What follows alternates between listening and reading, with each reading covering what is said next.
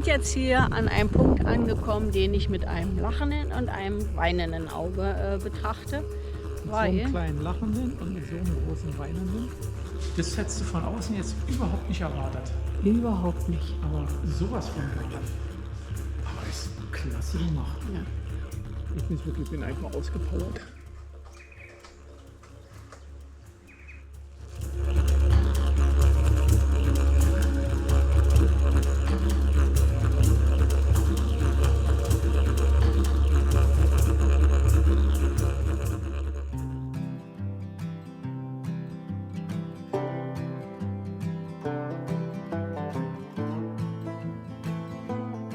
Herzlich willkommen zu einem neuen Video. Hallo! Okay. Wir sind jetzt hier an einem Punkt angekommen, den ich mit einem lachenden und einem weinenden Auge betrachte, weil wir sind jetzt Fast da, wo wir vor ungefähr 10 Monaten angefangen haben. genau, wir übertreten jetzt die Grenze in Richtung Queensland und sind damit zurück auf unseren Heimatterritorium, State, ja. so ungefähr, ja. Wir haben schon ein paar Termine gemacht für Sachen, die wir im Prinzip machen, wenn wir nach Hause dann kommen. Aber wir haben jetzt noch 3 Wochen Zeit, in denen wir uns jetzt noch ein bisschen in Queensland rumtreiben. In unserem favorisierten Outback. Ja, so kann man so nennen, ja. Ja. Und bis dahin müssen wir jetzt aber erstmal das Schild vervollständigen. Ja, auf geht's. The leather straps bite into the wood. 6 bay horses pull against the noon. Ich bin zu klein, ein Stühlchen wäre jetzt nicht schlecht. Tada! Da oben? Ja.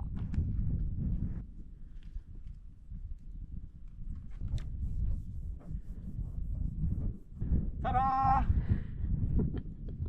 Wir fahren jedenfalls jetzt weiter und mal gucken, ob wir noch mal auf die Straße der Erinnerung uns begeben. Kommt drauf an, wo wir heute Nacht denn übernachten werden. Straße der Erinnerung? Habe ich was verpasst? Schon am Beginn der Big Lap sind sie uns aufgefallen. Die weißen Büschelchen am Straßenrand. Bei genauem Hinsehen entpuppen sie sich als Baumwolle. Jetzt sehen wir sie wieder. Seit Maurice sind sie unser Wegbegleiter. Und jetzt sehen wir die Felder. Da es der Beginn der Erntezeit ist, sehen wir nicht nur die Ernte, sondern auch die Riesenballen am Rande der Felder. Und Fun Fact: Aus einem Ballen kann man unter anderem ungefähr 1200 T-Shirts herstellen. Und das ist, warum ich gesagt habe, Straße der Erinnerung. Wir Sind genau da. wo wir unsere erste Nacht verbracht haben. In Talon unter der Siloart. Ja, nach genau 300 Tagen.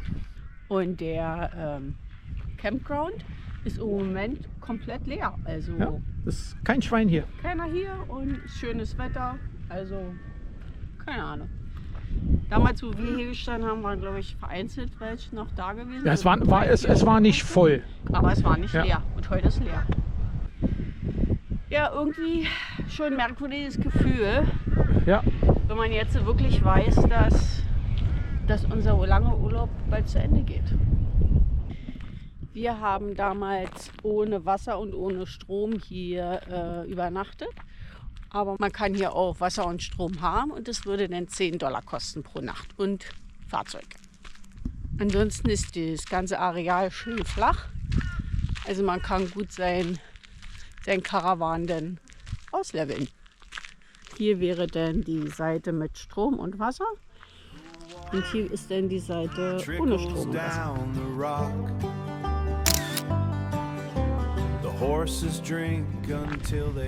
Unser Stellplatz für heute ist vor dem Nindi Gully Pub.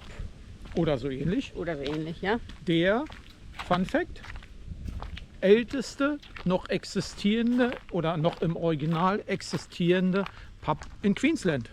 Was stand drauf auf nach 1864, glaube ich. ist der entstanden und der ist immer noch hier, so wie er damals war. Ja, und da schauen wir nachher natürlich rein. Im Moment gucken wir erstmal, wo wir uns hinstellen wollen. Und Ja, weil ich glaube, wir haben überlegt, ob man vielleicht in den Fluss reingeht, ein bisschen schwimmen, aber ich glaube, das knicken wir, oder? ja, und sprechen vom Fluss, der liegt hier, der Pub am Moonee River. Und hier ist ein riesengroßer Campingplatz. Also Campingplatz, Platz, wo man sich hinstellen kann und kostenlos. Toiletten sind da, Mülleimer sind da, alles ist kostenlos. Und er sagt, für eine optionale Goldcoin-Donation, also für $1 oder $2, kann man dann wohl auch Duschen benutzen. Und damit unterstützt man den Royal Flying Doctor Service. Genau. Also wenn wir mal gucken, wenn wir wirklich 2 Nächte bleiben, dann werden wir auch mal duschen. Ja. Dann, Hört, aber ich glaube, hört sich ja so an, als hätten wir schon seit Tagen nicht geduscht. ja, so ungefähr. Aber wenn wir schon mal die Möglichkeit haben. Hey, wir haben den gestern Dings gebadet. Stimmt. Hier wurde ein Film gedreht. Los, schmeiß. Du musst doch mal noch einen popligen Bumerang schmeißen können. Du bist jetzt schon wieder zurückgekommen. Hast du es nicht gesehen? So Ah, ja. geht es. Okay.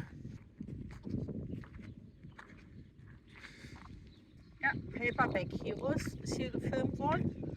Und in der Hauptrolle war Hugh Jackman. Unser Wolverine.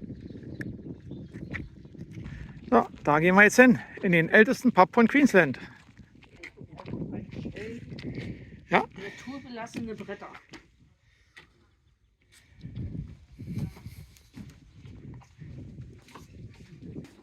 (1864). Ja, habe ich doch richtig gehabt. Okay.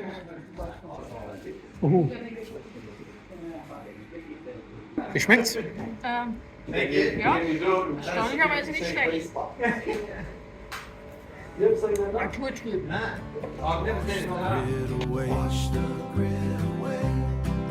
This road runs longer than my life. The sandstone walls do not move. I am a Auf dem speck Schild von den Boomerangs stand übrigens auch drauf, dass die Gegend hier bekannt ist, oder besser gesagt, der Pub auch bekannt ist für seine Schweinerennen und seine Riesenburger. Schweine. Wir haben ja überlegt, ob wir uns einen kaufen, aber der ist, was stand Design für 4 bis 6 Leute? Ja, 5 Kilogramm Burger, 1,5 Kilogramm Fleischstück. Haben wir dann doch Ja, gesagt, ja. nope. na, nicht für uns. Und Ist ein bisschen 100, zu viel. $130, glaube ich. soll $130. das kosten. Aber jucken tut's mich irgendwie schon in den Finger. Ja, man müsste bloß den Leuten dann sagen, dann müssen sie denen immer so kleine Stücken schneiden und dann mussten einfrieren und dann mussten wieder auftauen. Ja, aber der Matschig schmeckt ja nicht. Eben. and let the scrub oak Am Abend zieht es uns wieder in den Pub. harvest is done in the south. In the south. In the south. This road runs longer than my life. The sandstone walls do not move. I am Zu Live-Musik, kaltem Bier und Pizza. great inland wave, just skin and bone and iron. The sun drops behind the ridge, the mail must wait, is all I know. Wir genießen mal wieder einen gemütlichen Abend im Outback, bevor es dann morgen weitergeht.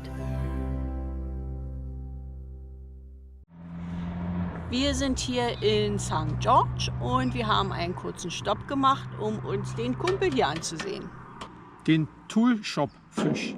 Toolshop-Fisch. Ja, Werkzeugladenfisch. Nein, Da ja, hat mal jemand so zusammengezimmert. zusammengebaut aus alten Werkzeugen. Ja, Werkzeugen, und ein Materialien, paar Schrauben, Hufeisen habe ich hier noch, Kugellager. Kugellager, genau. Jetzt gucken wir mal, wie es richtig aussieht. Weil wenn man dicht dran steht, sieht es nach nichts aus. Und das Kunstwerk kommt erst dann richtig zur Geltung, wenn man es von weiter betrachtet. Und es stellt eine Moray Cod dar. Okay, was hast du gefunden? Ich habe einfach mal geguckt, warum hier so ein Stein rumsteht und das Ding aus irgendwelchen Gründen haben sie eine Timekapsel hier reingemacht. In Anerkennung von den Bürgern von St. George am 23. April 1996. Der Grund war das 150. Jubiläum wo St. George seinen Namen gekriegt hat, an 1846. Und die soll wieder aufgemacht werden am 23. April 2046, also in 20 Jahren. Ja, so ziemlich genau in 20 Jahren wollen sie das Ding wieder rausholen. Ja. Das heißt dann, das ist dann das 200. Jubiläum dann von der Namensgebung. Ja, genau. Interessante kleine Stadt, gefällt mir auch irgendwie gut, die ist gut gepflegt. Hier ist auch noch ein Wehr, wo sie denn das Wasser stauen. Holen die da eigentlich ihr Trinkwasser raus oder warum machen die das? Keine Ahnung. Also, auf dem Schild stand drauf, dass das Wehr gebaut wurde, um die Wasserversorgung der Stadt zu garantieren. Sag ich doch, Trinkwasser. Ja. Und jetzt fahren wir weiter in Richtung Roma-Eising. Surat. Surat. Unser nächster Stopp ist Surat.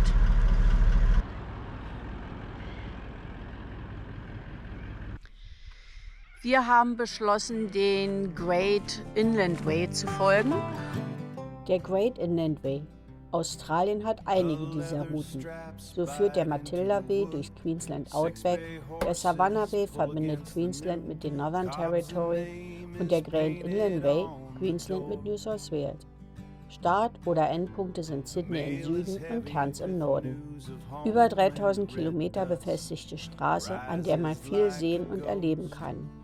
Wir jedenfalls haben den Great Inland Way in Lightning Ridge befahren und folgen ihm nun in Richtung Norden. Er führt uns über St. George und weiter durch Surat, wo wir auch letzte Nacht übernachtet haben. Und heute schauen wir uns mal hier ein bisschen um. Und wir sind hier bei dem, keine Ahnung wie das heißt. Jedenfalls ist dieser kleine Shelter da bei uns im Hintergrund, erzählt über 2 Aboriginal Familien, die hier an der Riverbank gelebt haben. Das Ganze nennt sich Aboriginal Interpretative Shelter.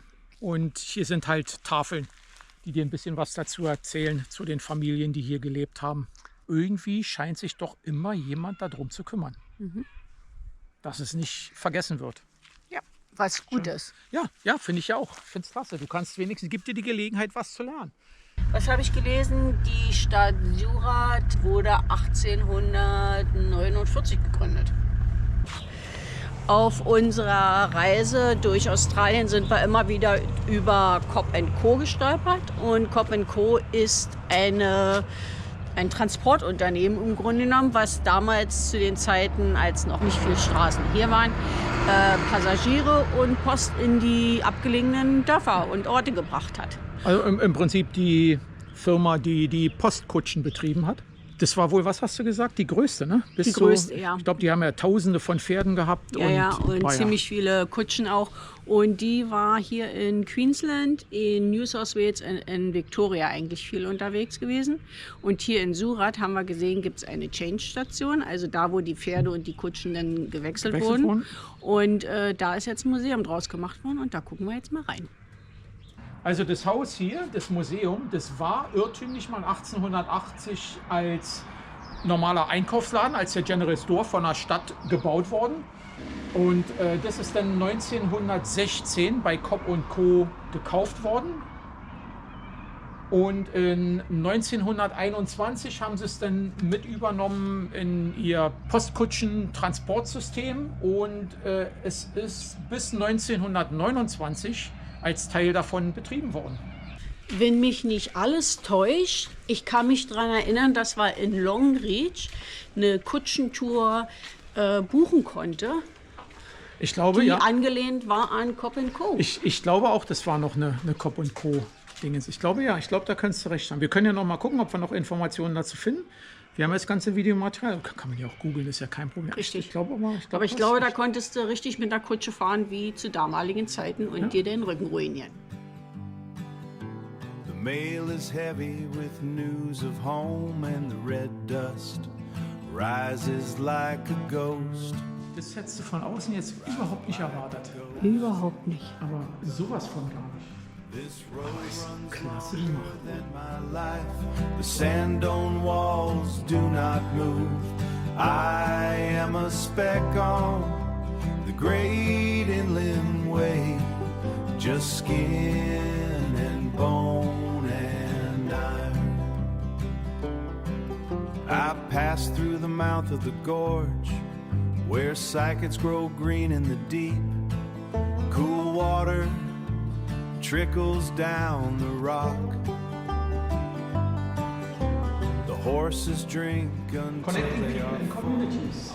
Also hier steht schon drauf. Welche Größe weiß ich natürlich nicht. Liefern, Post und Güter. Und Transporting Leute. 7 Pferde. Na, kein Wunder, dass sie denn diese Tauschstation brauchten, um dann frische Pferde ranzukriegen, oder? Aber ich muss also sagen, wenn du die Dinger mal siehst in den amerikanischen Western, da hast du ja manchmal, keine Ahnung, 4, 6, vielleicht sogar mal 8 Pferde. Da hast du aber immer, glaube ich, immer zwei. Und hier haben sie im Prinzip 4 nebeneinander und davor laufen noch mal 3. Das habe ich in der Zusammenstellung noch nicht gesehen. Die letzte Kutsche, die jemals gestartet ist, war im Jahr 1924 hier in Surat. Ein letztes Mal Post geliefert mit einer Postkutsche. Aber weißt du, was ich absolut klasse finde? Was? Guck dir mal die Stoßdämpfer, die Federung an. Lederriemen. Ja. Da haben die, und das ist hier, damit stellst du die Spannung ein. Wenn sie also irgendwann mal nachgegeben hat, konntest du dir damit nachjustieren. Und dann hast du hier, sind es 1, 2, 3, 4, 5, 6, so ungefähr 7 Stück. Ah, okay. Also es ist nicht bloß ein vorne und hinten, sondern es ist richtig viel Platz hier drin. Das ist ja wahrscheinlich ungefähr 10 Leute, ne? Erlaubt war der Transport von 14 Passagieren. Die waren eine Menge unterwegs in Queensland. Und weil wir das so toll hier finden, wird natürlich auch was gespendet. Allerdings nicht nur ein Goldcoin, weil das ist wirklich klasse hier. Aber ja. Gut, dann fahren wir jetzt weiter Richtung Norden. Richtung Norden, weiter die Great Great Inland. Inland Way lang und dann halten wir bei der nächsten Stadt wieder an. Ja. Wir wissen jetzt noch nicht genau wo. Lassen wir uns überraschen. Genau, auf geht's. Wash the grid away. Wash the grid away. This road runs longer than my life. The sand Der Weg führt von Surat nach Roma. Hier machen wir einen kurzen Stopp. Und dabei entdecken wir die Heroes Avenue. Zu Ehren der gefallenen Soldaten im Ersten Weltkrieg hat man hier 1918 Flaschenbäume als lebende Erinnerung die gesamte Straße lang gepflanzt. Für jeden einzelnen Soldaten einen Baum, versehen mit einer persönlichen Namensplakette. Diese denkmalgeschützte Straße umfasst 140 Bäume, damit wir nicht vergessen. Weiter geht's. Dem Great Inland Way weiter nördlich folgen, machen wir einen Abstecher zum Carnival National Park. Und hier wollen wir uns die Canaren Gorge ansehen. longer than my life. The sand don't walk. Zumindest Teile davon. Genau, und im Moment stehen wir im Sandstone Park und der liegt so 5 Kilometer vor dem Eingang im Grunde von der Gorge und wir haben einen wundervollen Ausblick darauf im Moment. Jetzt darfst du den Leuten mal unsere Aussicht zeigen. Okay, machen wir es mal.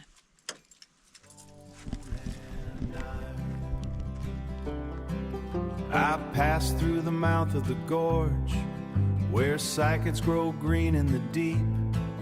Cool water trickles down the rock. The horses drink until they are full. I wash the grit from my dry throat. Wash the grit away. Wash the grit away. This road runs longer than my life. Jedenfalls werden wir hier die nächsten 3 Nächte verbringen, aber im Moment fahren wir jetzt erstmal los zum Visitor Center und wir werden uns informieren. Ja, weil der Park ist einer von denen, die sind groß genug, dass die ihr eigenes Visitor-Informationscenter haben. Ähnlich wie der Karijini National Park. Und hier gibt es ja auch so viele Sachen zu sehen. Und Ja. da wir morgen eine kleine Hiking-Tour machen wollen, die wahrscheinlich ein bisschen länger dauert, wollen wir natürlich wieder relativ früh losgehen, damit wir nicht in die Hitze des Tages kommen. Und da hat wahrscheinlich das Informationscenter noch geschlossen. Deshalb haben wir gesagt, wir fahren jetzt hin, weil, was ist das, 10 Minuten sind wir da. Ungefähr. Und holen uns die Informationen schon heute, damit wir die morgen früh dann haben. Alles klar. Auf und davon! Was? Okay. I'm a speck on the great inland way, just skin and bone and iron.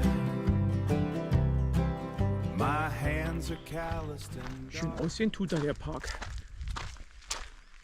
Und das ist bloß das Besucherzentrum hier. Ach hier ist der Behindertenparkplatz, 2 Stunden, ja. Also die ganze Gegend hier, überall Picknicktische ohne Ende. Grills, Ja. großer Toilettenblock, vor allen Dingen die Bäume. Ne? Du hast immer du hast eine Mischung Palme, grüne Bäume, hast überall Schatten. Eine Telefonzelle mitten im Wald. Das Informationscenter war offen gewesen, aber es ist unbemannt. Wir haben uns da eine Broschüre mitgenommen, haben uns ein bisschen umgeguckt und fahren jetzt wieder zurück zum Caravan. Und zwischendurch haben wir gesagt, wir stoppen mal bei den Rockpools und gucken mal, ob wir einen kleinen Dip nehmen können. Wobei ich das Informationscenter immer mehr enttäuschend finde. Du kannst Papier einsammeln und dir ein bisschen was durchgucken. Aber Informationen verstehe ich eigentlich, dass man so ein bisschen Insiderwissen kriegt, dass man mit Leuten reden kann, was, wann, wo, die beste Zeit für welche Tracks und was weiß ich. Aber bei den Unbemannten ist das überhaupt nicht. Sagt, für mich gehört zum Center Leute Eine Person. dazu, die dir helfen können eben. Naja, okay. Und die sagt, also aber das, was da drin ist, das kannst du dir auch alles online raussuchen. Da brauchen sie da keine Hütte hinstellen. Oh, du konntest dir eine Huntsman angucken und Ja, ein paar gut. Schlangen angucken und ein Emu-Ei angucken. Ja. Aber trotzdem, ob es das wert ist, wenn da keiner drin sitzt. Also Für Kinder ist es vielleicht recht interessant, weil sie dann halt mal was sehen, was sie vielleicht in der freien Natur nicht sehen. Aber ansonsten, viele Informationen gab es eben nicht. Das meiste kann man sich online runterladen. Jetzt gucken wir mal, ob Wasser drin ist in dem Pool. maybe I Okay, will schau mal. lay down first and let the scrub oak take my frame. The harvest is done in the south.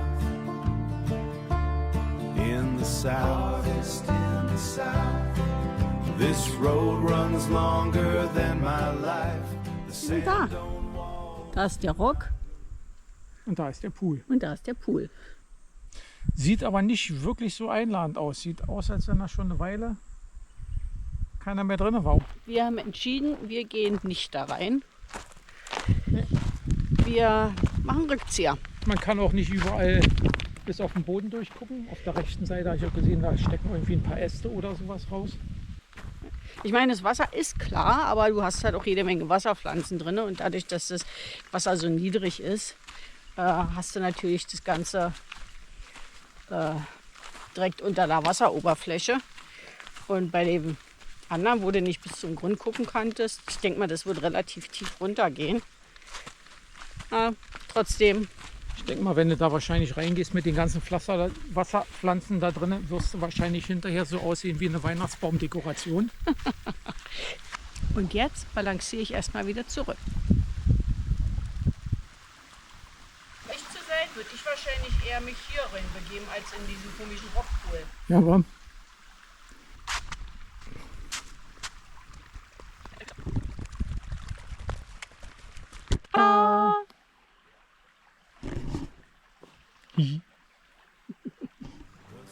Drops behind the ridge. The mail must wait. Is all I know. Just skin and iron. Just skin and iron.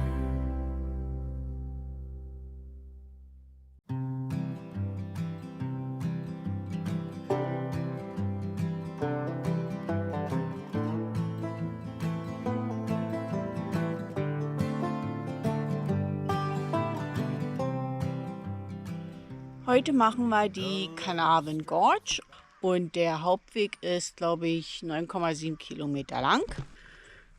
Und von dort aus gehen dann einzelne Wege in die Schluchten rein. Und mal gucken, wie weit wir heute kommen.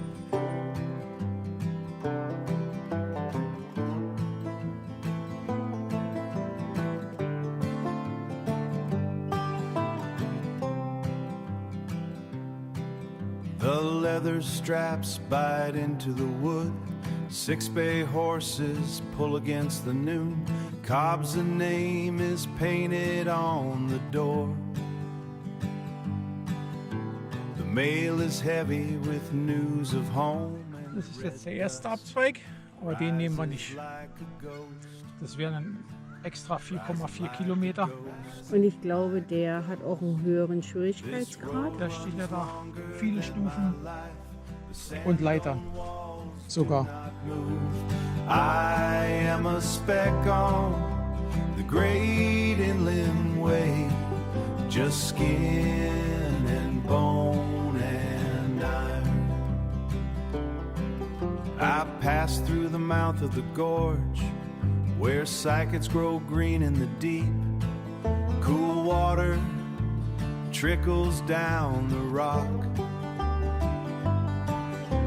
The horses drink until they are full. I wash the grit from my dry throat. Wash the grit away. Wash the grit away. This road runs longer than my life. The sandstone walls do not move. I am a speck on the great inland way, just skin and bone and iron. My hands are calloused and dark. I reckon the wheel will break soon, or maybe I will lay down first and let the scrub oak take my frame. The harvest is done in the south. In the south. Harvest in the south. This road runs longer than my life. The sandstone walls do not move. I am a speck on the great inland way, just skin and bone and iron. I passed through the mouth of the gorge, where cycads grow green in the deep. Cool water trickles down the rock. The horses drink until they are full. I wash the grit from my dry throat. Wash the grit away. Wash the grit away. This road runs longer than my life. The sandstone walls do not move. I am a speck on the great inland way, just skin and bone and iron. My hands are calloused and dark. I reckon the wheel will break soon, or maybe I will lay down. Der Hauptweg endet jetzt hier für uns. Da geht es mal noch weiter und da kann man auch noch ein paar mehr Attraktionen sehen, wie zum Beispiel eine Höhle. Und dann gibt es auch diese große Kurve, wo denn die Gorge Knick macht. Und Würden wir uns gerne angucken, die große Höhle. aber die ist relativ weit weg. Das übersteigt unser Limit ein bisschen. Und der Weg führt auch noch weiter. Man kann dann noch mehrere Tage laufen wahrscheinlich. Man kann auch zwischendurch campen. Und da muss man dann halt sein Zelt mit auf den Rucksack packen. Und deshalb haben wir unser Limit gesetzt. Wir haben gesagt, wir gehen bis zur Artgalerie. Ja. Und da wir nicht wissen, wie viel Puste und Zeit wir noch haben, haben wir gesagt, wir fangen erst ganz hinten bei der Artgalerie an und auf dem Rückweg entscheiden wir uns, ob wir denn die Side-Tracks mitnehmen. Genau. Jetzt gehen wir zur Artgalerie. 340 Meter rein. Es geht wohl ein bisschen steiler bergauf, aber 340 Meter One-Way. Jetzt sind wir schon so weit gelaufen, jetzt kriegen wir die auch noch hin. Okay, My auf frame, geht's. the harvest is done in the south. In the south. Harvest in the south. This road runs longer than my life. The sandstone walls do not move. Wie das aussieht, als wenn da ein Stein im Felsen irgendwie gefangen war und Wasser den dann immer rumgewirbelt hat, sodass der das so richtig rundgeschliffen hat. Wa? Ich denke mal, da war wahrscheinlich eher ein runder Felsen drin irgendwann und der ist rausgefallen. Also das Ding heißt Galerie, weil... Da werden halt Geschichten erzählt. Wenn du reinläufst, da gibt es mehrere Storyboards auf der Sandsteinwände. Das ist ihre geschriebene Sprache. Und irgendwo sehen wir Hände und ein Netz. Und das Netz steht dafür, dass hier ihre Vorfahren zur Ruhe gelegt wurden. Aber irgendwann in der Vergangenheit sind dann wieder mal irgendwelche Siedler gekommen, haben die ausgebuddelt und haben die weggebracht, ohne ihr Einverständnis. Und bis heute kämpfen die darum, dass die Toten, die hier gelegen haben, wieder zurückgebracht werden. Bis jetzt, so wie es aussieht, immer noch ohne Erfolg. Ja, also wir werden jetzt ein paar Aboriginal-Malereien sehen, im Grunde genommen. Die klassischen, wie man sie halt kennt. Und das Besondere hier dran ist, dass hier nicht steht, dass man die nicht filmen darf, weil in der Vergangenheit haben wir immer wieder gehabt, dass man entweder nicht rangekommen ist oder halt der Hinweis stand, dass man bitte aus Respekt die nicht fotografieren darf oder soll. Und das ist das Tor zur Galerie. Willst du vor oder soll ich vor? Du gehst vor. Okay. Oh, Jesus. Vorsichtig.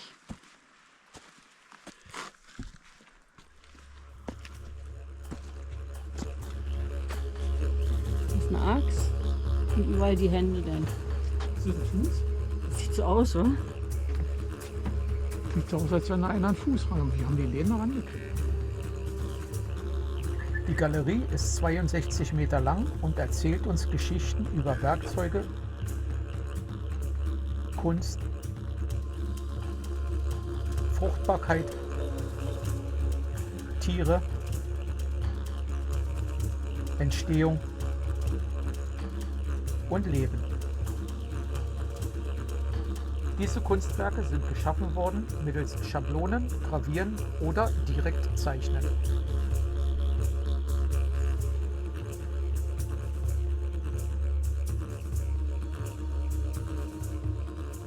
Das war jetzt die Galerie und wir machen uns jetzt auf den Weg zurück. Und dann gucken wir mal, welche Abzweige wir noch nehmen. Na, ich denke mal den ersten auf jeden Fall. Weil den würde ich auf jeden Fall gerne sehen. Ich denke mal, den schaffen wir noch. Oder bist du kaputt? Ja. Nö, das Laufen ging bis jetzt. Also die Strecke war gut, weil es nicht so... Es geht ein bisschen rauf und runter, aber nicht viel rauf und runter. Also das, was am schlimmsten beim Laufen ist, sind immer lange, steile Anstiege. Und die hast du hier nicht, ab und zu mal ein paar Treppen. Der Weg zum Laufen ist super. Und ist nicht zu warm, weil es halt in der Schlucht drin ist und vor allen Dingen jede Menge Bäume hier gibt. Schön hier. Wirklich zu empfehlen. Und es ist ruhig. Du hörst überall den Fluss im Hintergrund. Und vor allen Dingen hier gibt es keine Autos. Auf dem Rückweg kommt der erste Abzweig, die Wards Canyon. Aber den können wir nicht nehmen, wie man sieht. Da ist ein Baum umgefallen und der Zugang ist gesperrt. Also gehen wir weiter. The leather straps bite into the wood. 6 bay horses. Der nächste Abzweig ist das Amphitheater und da freut sich Peter besonders drauf. Jetzt wollen wir mal gucken, wie groß das Amphitheater wird. Mail is heavy with news of home and the red dove. Wasserüberquerung ohne Nummer. 3,5. Ja, stimmt. Liegt zwischen 3 und 4. This road runs longer than my life. The sandstone walls do not move. I am a speck on the great inland way.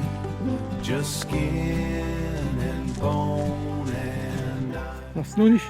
Darfst nur nicht stehen bleiben und lange überlegen, dann fängt man an zu wackeln. Mouth of the gorge, where cycads grow green in the deep. Na, da musst du durch den Schlitz durch. The horses drink until they are full. I wash the grit from my dry throat. Wash the grit away. Oh ja. Oh, ist das angenehm. Wow. Schön kühl.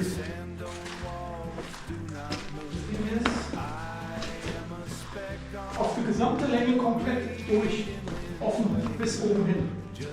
Auf die komplette Länge. Ja, kann sogar einen Baum oben sehen. Wow. I reckon the wheel will break soon, or maybe I will lay down first and let the scrub oak take my frame. The harvest is done in the south.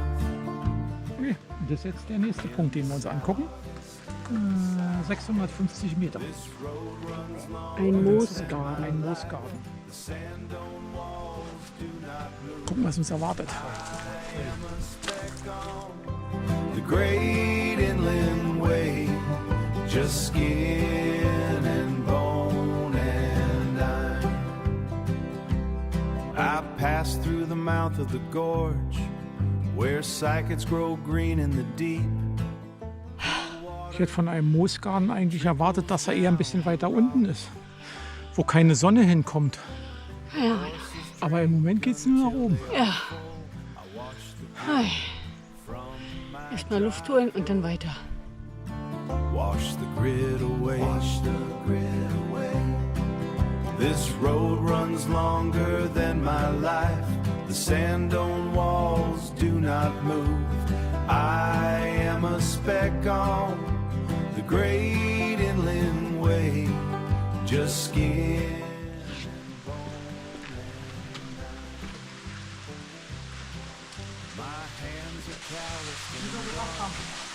Moos ist alles auf der Seite. Und am Ende ist ein kleiner Wasserfall. Oh. And let the scrub oak take my frame. The harvest is done in the south. In the south. In the south. This road Wir haben es geschafft. Reicht mir. Wir sind alte Leute. 6 Stunden gelaufen. Gut, ein paar kleine Pausen, aber 6 Stunden, ja. Ich denke, das Schlimmste waren immer die Abzweigungen gewesen, da hoch und runter zu dürfen. Der Hauptweg war eigentlich gar nicht so schlimm, oder? Obwohl ich fand die Abzweigung für die Artgalerie und für das Amphitheater, die fand ich nicht so schlimm.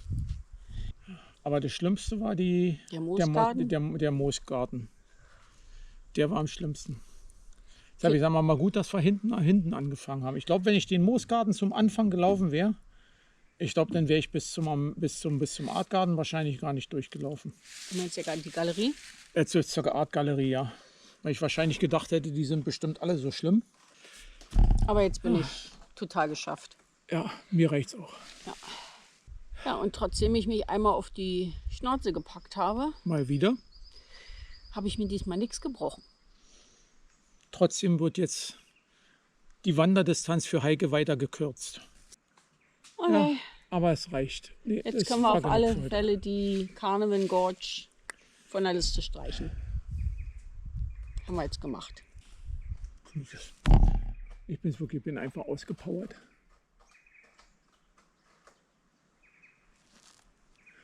Okay, und jetzt geht's zurück zum Auto. Sollen wir was trinken? Habe ich doch was? Willst du noch was trinken, oder? Ja. Okay. Okay. Danke. behind the ridge. The mail must wait is all I know. Just skin and iron. Just skin and iron.